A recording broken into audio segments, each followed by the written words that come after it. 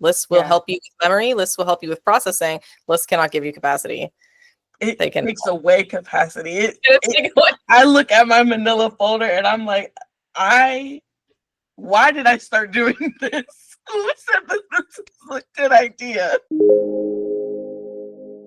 Hello, I'm Sheila Henson, an ADHD coach and neurodiversity educator. And here today, I'm with my friend Leigh Amadi, who is an artist, a project manager, a community facilitator, a neurodivergent advocate, and a peer support person. However, today they are just my client. How you doing, Leigh? I'm doing good. How are you, Sheila? I am doing great. I'm excited to coach someone on a recording, which I have never done before. So I'm excited. I'm very excited to experience this. Yes. Today, I will be showing you what it looks like to have an ADHD coaching session, only it will be pretty short to hold your ADHD attention spans. Thank you so much for being here, Leigh. Yes, of course. So since it's a short session, we'll just work on one thing, one issue that you're struggling with. So what is the thing that you're struggling with right now that I can help you with? Right now, it's like making my to-do list actually manageable, because right now I'm making too many post-it notes, and now I have like a manila folder of just the graveyard of all undone to-do lists. That's not cutting it. So some support around actually breaking my tasks up and accomplish things throughout the day would be really supportive. Okay, so how to make a to-do list manageable. What is your strategy right now? You just write a to-do list and then you tell yourself, like, I'll do it sometime. Yeah, because I'm extremely forgetful, like my working memory is garbage. Anytime I get a thought, I just find the nearest paper and write it down. And it may be very vague, but as long as I get it out of my head, at least I think it has a chance, but oftentimes it has a chance to end up in the graveyard. So okay, are all of these things in one place?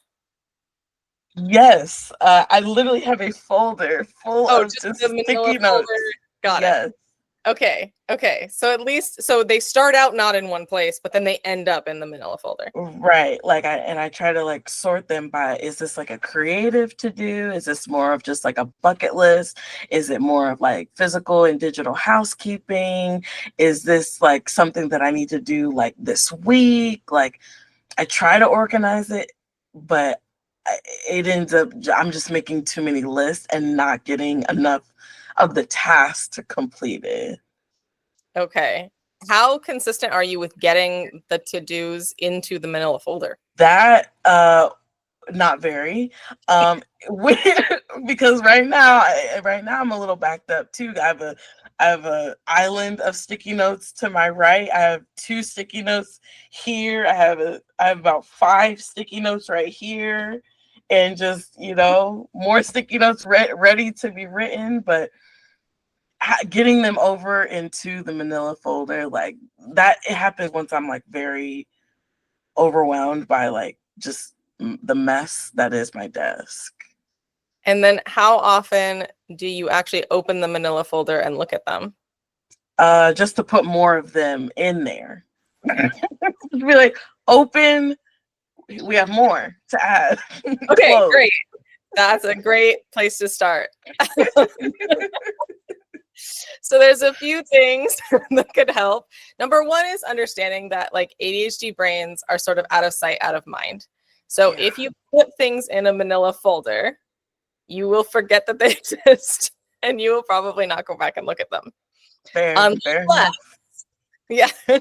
Unless you have a scheduled time, ideally with an accountability buddy or a body double, regularly to do that. So let's say all week, if you love your system with the manila folder, let's say all week you throw stuff in that folder, but then Fridays, you and your partner or you and your friend or you and your coworker always sit down Friday for an hour and go through your to-do list and put it on your calendar and organize it and sync it.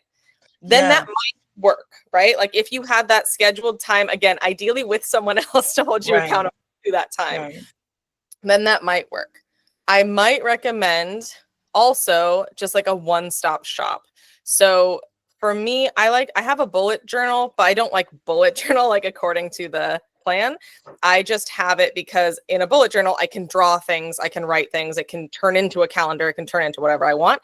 And I have one that I use for maybe every 3 months, and everything goes in there.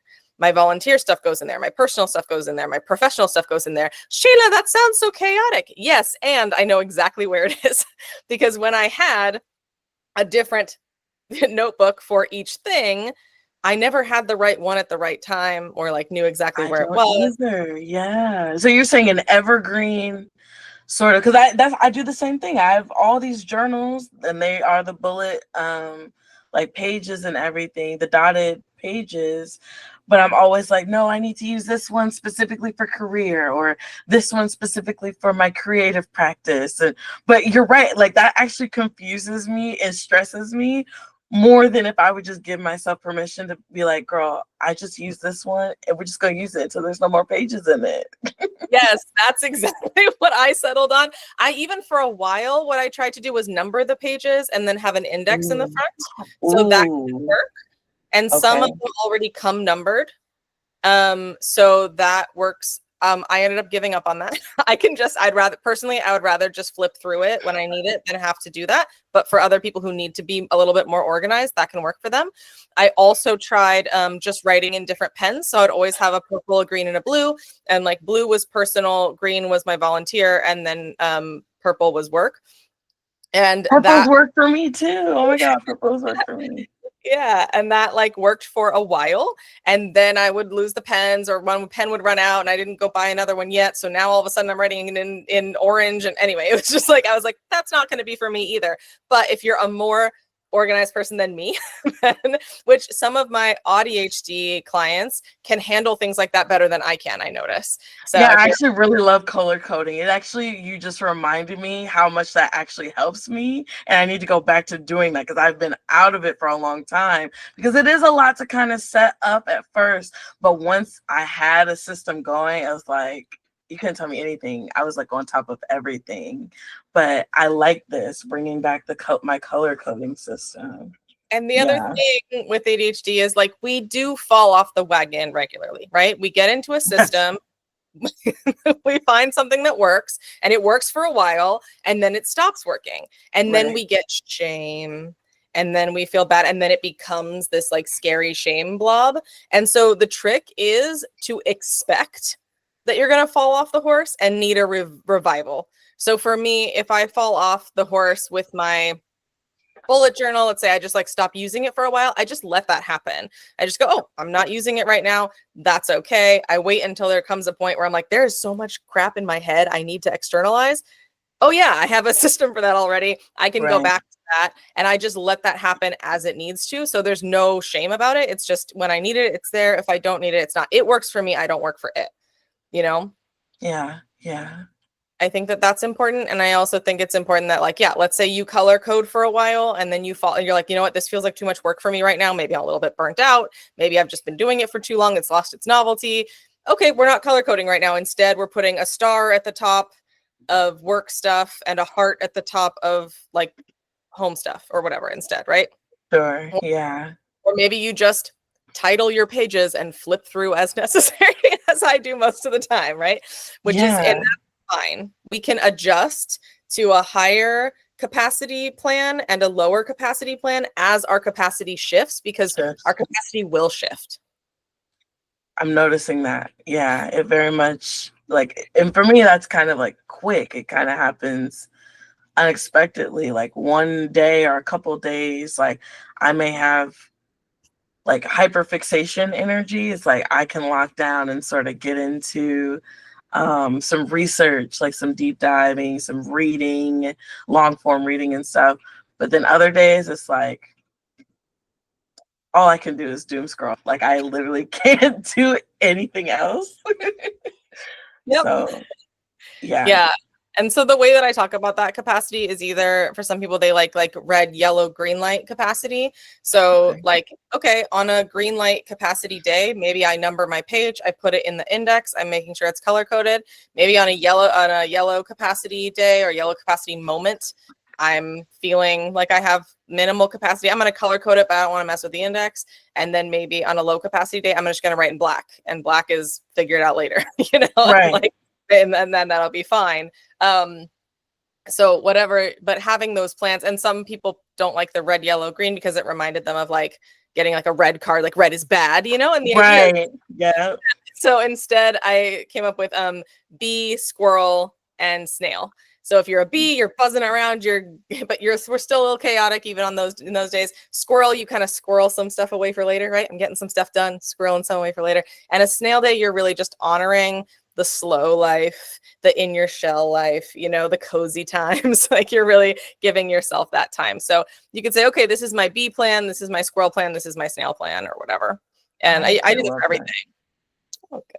Like worker, kind of like worker bee, buzzing, like energy. Okay, I like that. And you can adjust, you can pick, you know, substitute any animal or color you like, whatever works. But just thinking about how your capacity is going to change and having a plan for different capacities can really help. The other thing with then just getting, so that's just getting the list in one place, but then actually getting the stuff done. I generally think it's good to get it on the calendar as soon as possible, or have on your calendar, I'll just put task time. So I'll put like a big chunk of maybe like 3 hours and title it task time. And then maybe I'll type in the few that's a good time to like prioritize. Like, okay, I'm going to pick 3 priorities from my giant to-do list, and I'm going to put them in the description of my calendar event and say, okay, task time. And the 3 tasks is going to be, you know, call my doctor, walk my dog, and fix the squeaky stairs or whatever it is. Right. And so you have 3 things. Then when that task time comes, if you look at those things, you might look at those things and go, I really do not have it in me to make a phone call. I'm not feeling social today. And if I have to fix the stairs, I have to go outside and it's raining, and I don't want to walk the dog either because it's raining. Okay, let's go back to I have 3 hours set aside. Let's go back to the list and see, like, what do I have capacity for? Like, oh, look at some emails. I can do that in my pajamas. Let's go, you know, like, or whatever it is. Having a little bit of that flexibility can be helpful, because sometimes that demand avoidance can kick in. If we have it like Friday at 3, you will fix the stairs. Maybe Friday at 3, you go, heck, I will. Like, I'm out of here. Right. Right. So just having it be task time, you look at your list and you decide what's going to be a good thing. But reminders of your priorities can be good too. Like, maybe I really do have to call that doctor, whether or not I'm in the right state for it. Can be helpful. A couple questions about that. The first one is, how much time do I allot for that time block for task time? Because I also know that, like, and I know it is a part of like my issues with perfectionism. The smallest thing takes me hours, days, weeks, months to complete. How do I? Because what if the time goes by and I'm still not done, and then I'm freaking out because I'm eating into other the time that I should be spending on another task, and then I freak out. Yeah. Shut down. That is definitely a really common thing with a lot of my autistic, you know, my ADHD clients. Things just taking a really long time because, it has to be done. My brain needs it to be done in this order, in this way, and I can't sort of half-ass it, or, you know, Right. things I have to really do it right, you know. And so that's okay. So you might just need to allocate more time, and you might even make sure that your task time is closer to the end of your day, where if you're going long, it's eating into your free time, and there's no like panic to like, oh, I have to go back to work, or I have to go to a doctor's appointment. Like, maybe we're not going to schedule task time right before something that's urgent. And also, let's say you want to schedule task time before dinner, but you're afraid that if you get locked in, you get hyperfixated, then you might forget to eat, or just be like, I don't need to eat right now, I got to finish this first. Making sure that you have snacks available, like at hand, things that you don't have to cook. Maybe order food ahead of time, or, get the frozen meal going. Or if you have a really nice partner or roommate or parent or something that wants to, you can be like, hey, can you just make sure I eat? Can you bring me food at this time? Something like that. But planning that ahead of time, if you know that you're a person that goes into hyperfixation, you go into that like tunnel vision, then plan for that like ahead of time. I have like my water within arm's reach at all times. I have snacks within arm's reach. So I was gonna pull it up and I was like, I don't know if the bag is upside down or not. That could be a mess. I have like pistachios over here. So it's good to have, so like just to prepare for the fact that you are going to get locked in. And also, if you schedule in 3 things and you only get 1 done, then the trick is to just really like celebrate, I got this thing done.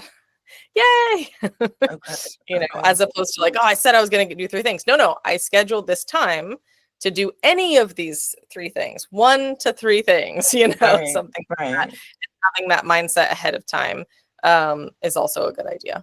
I like that. Thank you for that. I like that.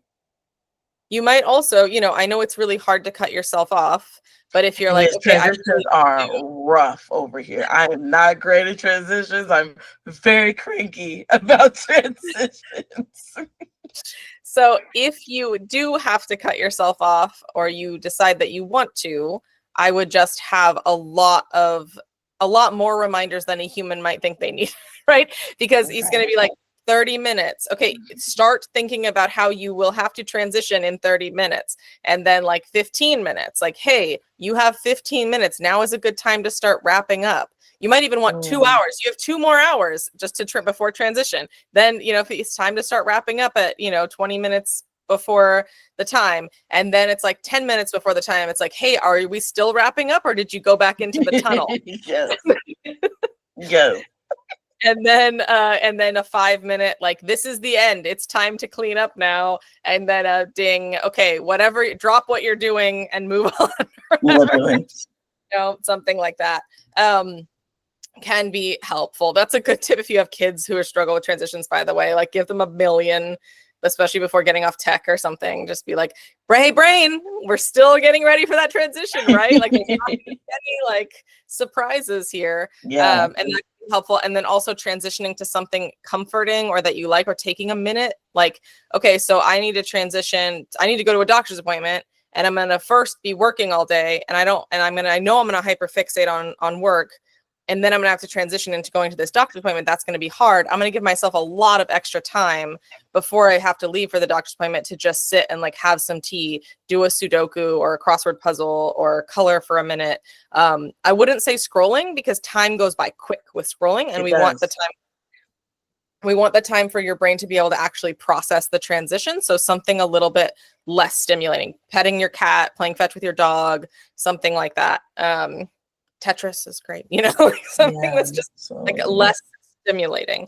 And give yourself, 30 minutes of that before you start transitioning into getting ready for the doctor. You also might want to like be dressed, have your documents, everything like that ready for the doctor before you even start working, right? Okay. You got your car keys there, you got your shoes right there. Maybe your shoes are even on. So it's just like, okay, grab the keys and go. And I have my snack, I have my protein drink that I'm bringing with me, and it's all right there, right? Pre-planning is really, it's not our forte, and it's a necessary thing to start building into your schedule. Okay. Yeah, I so agree.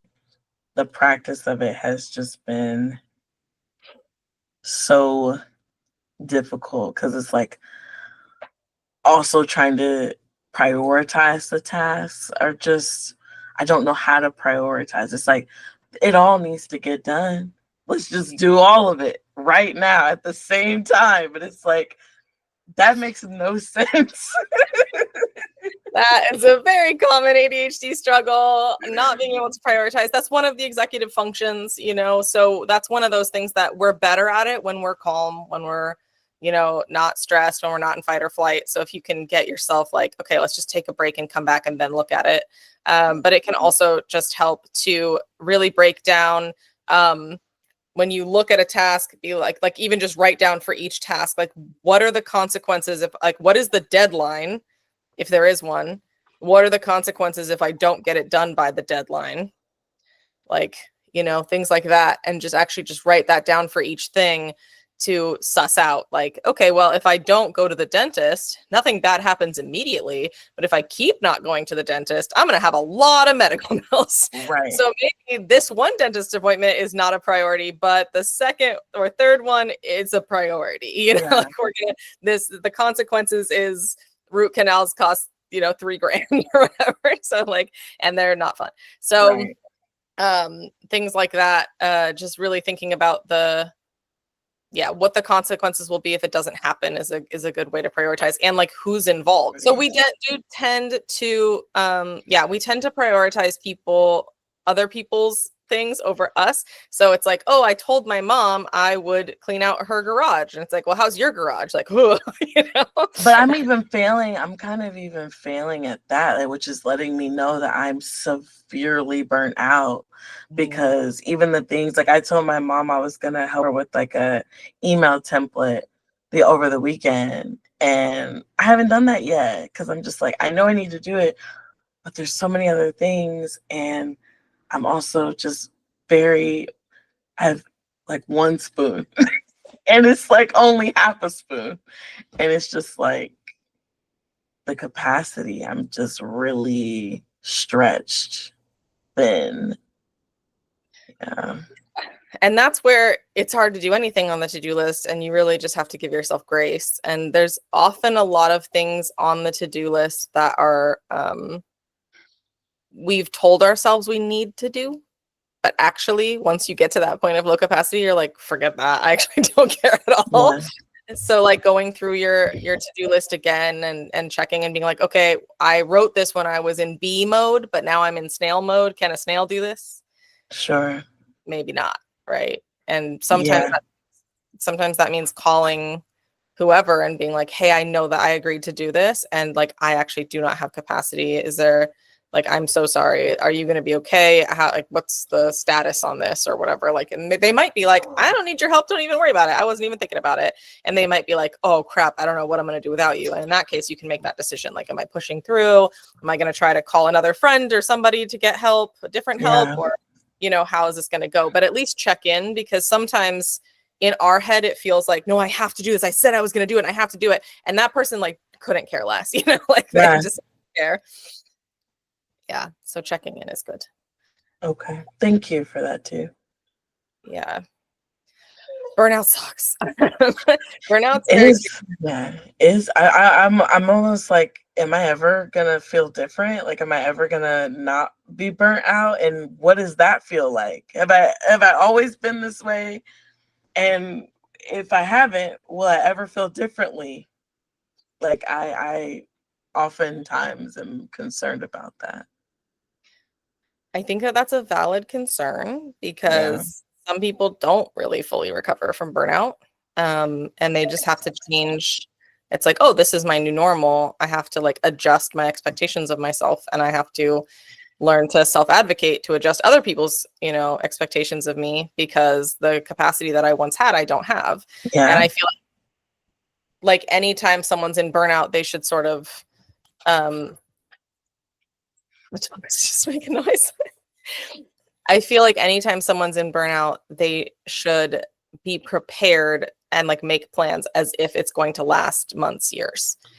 Because if you are like, well, no, I'll be done with this by Friday, like, then that's not going to help. Like, it's really not going to help. You have to fully take care of yourself and adjust those. So maybe before burnout, B mode was like, I do a full day of work, and then I do the dishes, and then I make dinner, and then I go to sleep, right? And then it goes down from there. But now we're adjusting. All of a sudden now B mode is I microwave dinner, and squirrel mode is I shove some peanut butter and a handful of popcorn in my mouth. Right. And snail mode is I ask someone to bring me a protein drink that I drink in bed.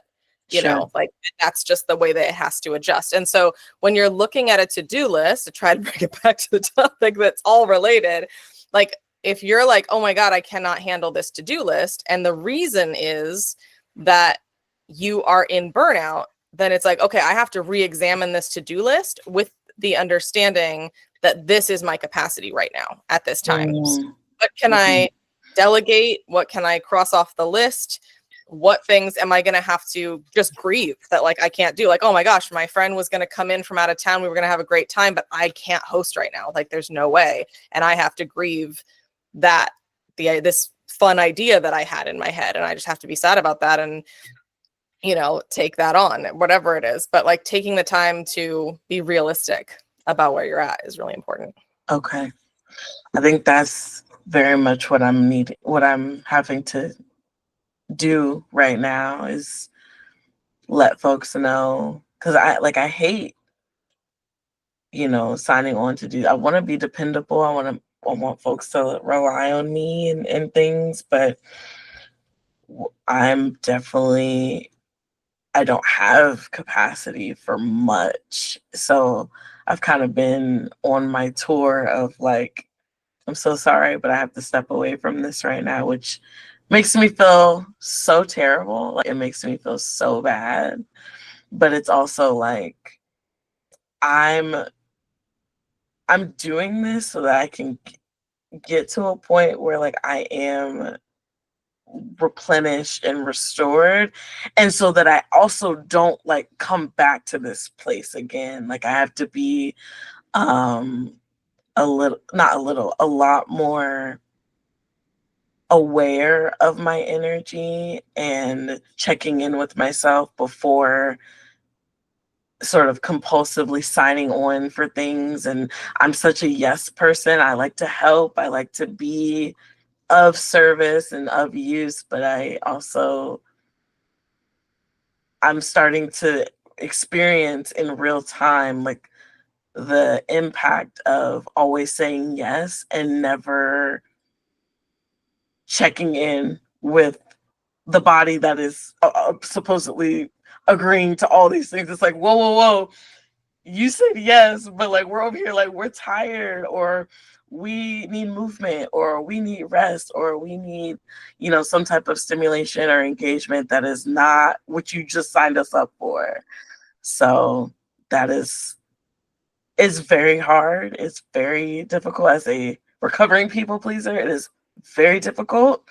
Um, but I am trying to have more of a, and that's also another thing that I struggle with is knowing how I feel in a moment. I'm like knowing like I feel, how do I feel? Like I don't know. Like I don't feel great, but it's like I don't know what I'm feeling. So I'm being encouraged from what I've like been reading and what I've been listening to. It's like you gotta just move a little bit slower, which I already do move pretty slow, but it's even more, I feel like it's asking like, no, like you really got to check in with yourself and like what are your cues? Like I can't even trust myself to like honor my hunger cues, and like when I need to go to the bathroom, it's like it's always a thing where like I'm holding it until the last minute. It's like we're not on good, we're not synced up right now, we're not in alignment. So needing to retrain that really, yeah, that's really what this is. I guess this is all speaking to. Like I can make notes and lists and whatever all day, but it's like the capacity, where is she? You know? So Yes. Yes. I love that you got there. Yeah. Like I think that that's exactly it. It's not about the list, it's about the capacity. And the list is great for memory. Lists will yeah, help you with memory. Lists will help you with processing. Lists cannot give you capacity. it They can. takes away capacity. Take away. I look at my manila folder and I'm like, why did I start doing this? Who said this is a good idea? I do think that being able to take stuff and write it down to get it out of your head can give you capacity, but not if the way that you're holding all of those things is like stressful and chaotic. So Yeah, there having has a to be some simple, type of revisiting yeah. the things and setting time aside, like you said, to do that syncing, because right now it just gets stored away. Yeah, and even if knowing that you're in low capacity and you're like, okay, right now I'm just processing all the things that I feel like need to get done. And that's what I'm doing. I'm making, it's not a to-do list, it's a processing. I'm externally processing. These are all the things that I want to do. And then you look at it and you go, if I am at the lowest capacity, what are the things that are so important? Make sure I get my meds refilled, because I'll feel way worse if I don't, right? So like, okay, I'm gonna highlight that. And then what's another thing? Like, I need to make sure, like, my dog needs to go to the vet. Like, well, that just has to happen because I have taken on this life, right? So like that has to happen. Or your own doctor's appointment. Like, okay, I'm definitely not going to feel like, going to the doctor sucks. And like, there is at least a chance that I'll feel better after doing that. So I need to do that, right? And so highlighting those things and being like, okay, everything else just has to wait. It's going to have to wait for me, because right now I need to take care of myself. And hopefully, you have community. And here's the thing, not everyone has community or has support. If you do, though, and you're not asking for help, I will urge you to say, hey, I'm at really low capacity right now. Could you bring me some food? Even, and like sometimes even in those moments when we're at low capacity, we think, oh, I'll be bad company and I can't show up for my community. But sometimes what your community needs is like to just share a meal, and like they vent, you vent, and you commiserate because you're both freaking burnt out. And that's beautiful, right? And like isolating doesn't always, taking time for yourself can be helpful. It's different amounts for different people, but also remembering not to like isolate yourself, and remember that just you being part of the community is a benefit to the community. Like that's just you showing up. And so you can feel good about that. Maybe you can't help someone clean out their garage, but you can help someone just like talk about, like have company, watch a movie together and don't even talk. So, like that is showing up for somebody.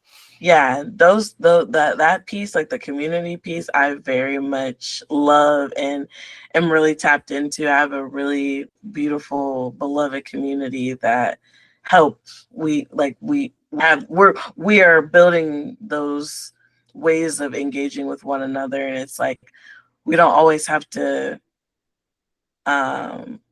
have like there doesn't have to be some specific way that you're asked to show up, but it's like as long as you're able to like be responsible for like your own energy and like what you've got going on, like like if you have low capacity, like we can still hang. You don't need to be like banished to isolation. It's just like knowing how to, I don't know, just ask for help. And then also, because that is hard, asking for help can be really difficult, but I appreciate that I have people that make it easier for me to ask for help. Yeah. In some ways that like are really kind of seemingly simple, but like are really life-changing and meaningful for me. Like just having like my partner just like sitting down and like while I'm filing stuff and her just like playing her Switch or something next to me, that's really great. Like we don't need to be talking, but I just need you to be right here. Be right here so I can file the papers. So yes, body doubling is so helpful. And sometimes you're the person on the Switch. Maybe you're like, you know what, I can't sit and help you file papers because honestly, if I look at those papers, I'm gonna freak out. But you know what? I'll sit with you and I'm gonna play the Switch while you do your stuff. And that is enough. That enough. Counts. That counts. That's huge. That is huge. And it can help you to help get us out of burnout, to feel connected to people. And so that's something I just don't want people to forget. I know that a lot of people think of rest as isolation, and it just doesn't have to look like that. No, oftentimes my rest does involve other people. I mean, obviously when I'm needing my solo rest, like that's independent of other people, but oftentimes like creative rest or like playing or like just filling up my emotional cup, that involves other people, that involves creating, that involves connection. For me it does. So yeah, they can also help with, like you were saying, sometimes you don't know, like, do I need to eat, do I need to use the bathroom, whatever. Like other people can be a model, like just watching them get up to go to the bathroom, you're like, oh yeah, it's like, oh yeah, I actually need to go too. I've been needing to go for hours. It's like I didn't even know. Yes, and like I live with a bunch of people, and that really helps me because there's cues. I'll be like, Oh, I smell cooking. Oh, it's lunchtime. It's lunchtime. Oh, we get to eat now. It's time to stop and go eat something. And just having like natural, like that's kind of, we're meant to be, humans are meant to be in community, and that's how we were evolved. And so like those cues, natural, like creating a natural rhythm with the people around you is a nice way to be able to tap into those cues for yourself, which can be hard, especially if you have like the alexithymia, difficulty with knowing what you're feeling and registering that body stuff. Yes, I'm just like, what is going on? I know I feel uncomfortable. I don't feel good, but I don't know what it is. Why am I bothered right now? Yeah. And so that's something a lot of people are helped with somatics, like somatic experiencing stuff can really help with that to get you back in your body. And that can be hard for a lot of us that had either chronic pain, chronic illness, shame, because your body is all kinds of things. Maybe it's the size that society doesn't like, or the color that society doesn't like, or whatever, right? And so the gender expression that society doesn't like. And so a lot of us have sort of tried to separate ourselves from our bodies for those reasons, and trying to come back is like a whole thing. And so sometimes having help with that can be really beneficial, to be like, wait, I need to develop a positive, relationship. I don't know where that word didn't come. A positive relationship with my body, so that we can communicate with each other, because that's important. Right. And maybe reestablishing that relationship might require some outside help sometimes. Yeah, definitely. Yeah. Okay. How are you feeling about your to-do list now? I feel like I appreciate the reminder of like, I can take things off of it. Like, there are likely so many things on there that, given my capacity, need to just be removed. And if they are so pressing, they can just go into the perpetual later, because I'm at where I'm at right now, and I can't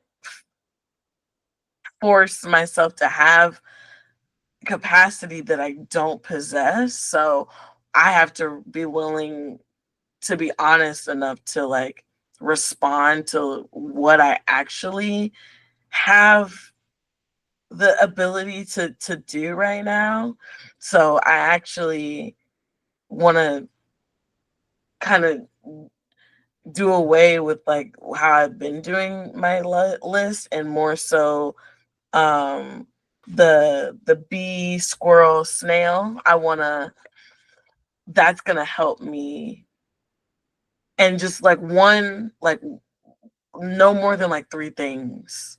Like I used to like be good at like, okay, we're gonna keep it like 3 things, and then it got out of control, because then my lists were becoming my brain dumps, and it's like, wait, what is this again? What is this? So that'll just help with organization as well, of like, we're low capacity right now.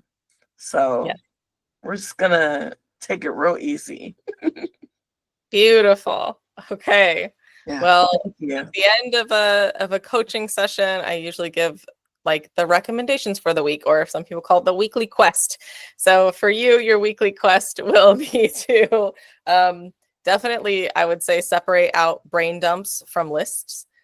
Start with a brain dump, and then yes, your list should be very short and very snail friendly. And then, and work on pre-planning for that, because part of that low capacity means maybe you do need a body double. And so you're not going to actually like anticipate, or like you're not going to expect yourself to get this done by yourself. Right. I know when I'm at low capacity, that would be unfair to me if I expected myself to get this done independently. So like, I'm going to call up a friend or grab one of my roommates, or my mom will sit and chat with me for days, like while I clean my room or whatever needs to happen. So, just having like scheduling in that body double when you schedule in your task time, or that support, whatever that's going to look like, could be a friend going to the doctor with you or whatever. Yeah. And then having, I would say, a one-stop shop, finding the simplest place for all your notes. If that's going to be sticky notes, you have all your sticky notes in one place and you're only using sticky notes. I do have a client who keeps sticky notes on the wall, and then has it like Monday, Tuesday, Wednesday, whatever. And then she can move those around, which is cool. I like that. That's cool. big blank wall. My walls are covered in stuff. So Yeah, I don't have the room for that, but I love that idea. If I had the room, that would be, I love that. yeah, like it doesn't have to be a bullet journal. It could be a million different things. It could be the notes app on your phone or whatever, but having whatever it is, a one-stop shop for where all of your ideas can go so that you can always find them and then scheduling time to look at them again, ideally with another person, and then syncing that to your calendar or scheduling with people or whatever is going to actually get it done where it doesn't just stay there. Yeah. And all the while prioritizing, connecting with your body, understanding what you need, capacity, community, all of those good things. All of those things. So important. Yes. Awesome. Thank you. Thank you. Thank This is so you. helpful. Thank you so much for letting me coach you today. Yes, thank you so much. I like, even like how it's like just talking about it has like moved it a little bit from the sort of stagnant energy to it's like now I can feel like I can like do something with it. Yes. So that's huge. Thank you. Awesome. Keep tuning in because next time Leigh is going to coach me.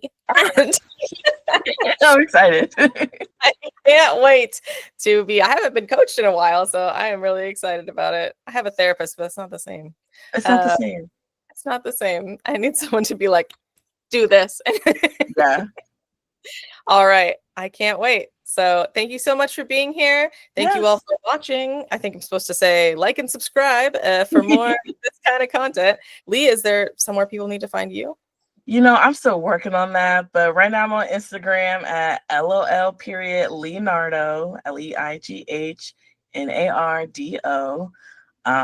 That's kind of my home base for now. Awesome. Well, everyone go find Leigh there, and I will see you next time. Bye. Bye.